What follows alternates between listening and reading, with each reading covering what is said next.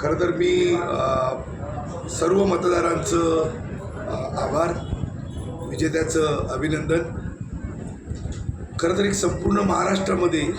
एक महायुतीची लाट या सगळ्या निकालामध्ये त्या ठिकाणी दिसली आणि जो काही जनतेचा कौल जो मिळालेला आहे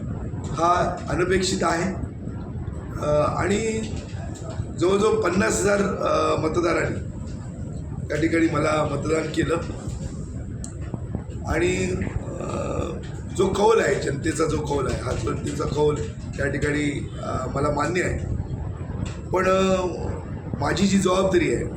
ज्या लोकांनी माझ्यावर विश्वास टाकला त्या लोकांना त्या ठिकाणी न्याय देणं, त्यांच्या प्रश्नांवर त्या ठिकाणी भूमिका जबाबदारीने घेणं, ती भूमिका सातत्यानं मी घेईन आणि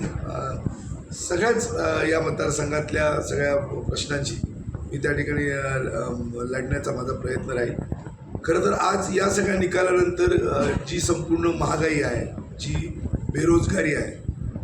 हे प्रश्न जे आहेत आणि ज्यांच्या हातामध्ये गेली अनेक वर्ष सत्ता आहे त्यांनाच परत जनतेनं दिलेलं कौल ही म्हणजे आश्चर्यकारक हा संपूर्ण निकाल आहे, अनपेक्षित निकाल आहे. आणि म्हणून मतदार याच्याकडे कशा पद्धतीनं पाहतात या सगळ्या निकालाकडे, ह्याचा सुद्धा एक माझ्यासारख्या नेत्यावर किंवा लोकप्रतिनिधीवर एक प्रश्न माझ्यासमोर निर्माण झालेला आहे की अशा पद्धतीचा कारभार असताना सुद्धा पुन्हा एकदा परत सत्ता याच लोकांकडे त्या ठिकाणी पदं देणं, तर हा निकाल एक अनपेक्षित आहे. आणि मला त्या ठिकाणी उमेदवारी जी मिळाली त्याच्यामध्ये फार थोडा वेळ मला मिळाला, फार कमी वेळ मिळाला आणि त्याचबरोबर पैशाचा सुद्धा अमाप वापर या सगळ्या निवडणुकीमध्ये झाला. जे मुंबईचे मतदार हे त्या ठिकाणी मोठ्या प्रमाणात आणले गेले. प्रत्येक मतदाराचं त्या ठिकाणी पैशाचं वाटप झालं, त्याची किंमत ठरवली गेली आणि ही निवडणूक म्हणजे सर्वसामान्य विरुद्ध प्रचंड पैसा अशा पद्धतीची निवडणूक झाली. आणि या निवडणुकीमध्ये जनतेचा जो कौल आहे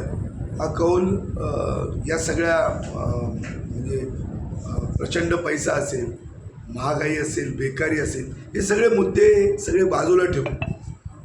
कुठंतरी तात्पुरत्या फायद्याकडे जनमत किंवा मतदारांचा कौल त्या ठिकाणी राहिला आणि एक संपूर्ण महाराष्ट्रामध्ये एक वेगळी लाट सगळे जेव्हा निवडणुकीचे निकाल आम्ही संपूर्ण महाराष्ट्रामध्ये घेतले, म्हणजे संदेश पारकरांचाच पराभव नाही, वैभव नाईकांचा पराभव किंवा महाराष्ट्रातल्या अनेक बड्या नेत्यांचा पराभव या निवडणुकीमध्ये झाला आणि एक वेगळा कौल महायुतीला त्या ठिकाणी महायुतीची एक लाट संपूर्ण या महाराष्ट्रामध्ये दिसली. आणि म्हणून कुठंतरी हा सगळा फटका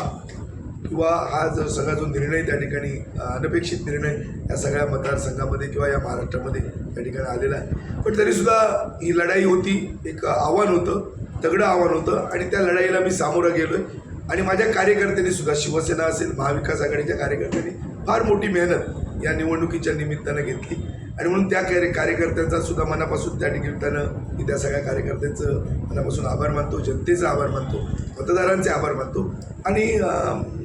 ही निवडणूक किंवा ही लढाई ही संपलेली नाही, अजूनही पुढच्या काळामध्ये ही लढाई चांगल्या पद्धतीनं लढली जाईल आणि शेवट जोपर्यंत यश मिळत नाही तोपर्यंत ही निवडणूक, ही लढाई ही लढली जाईल.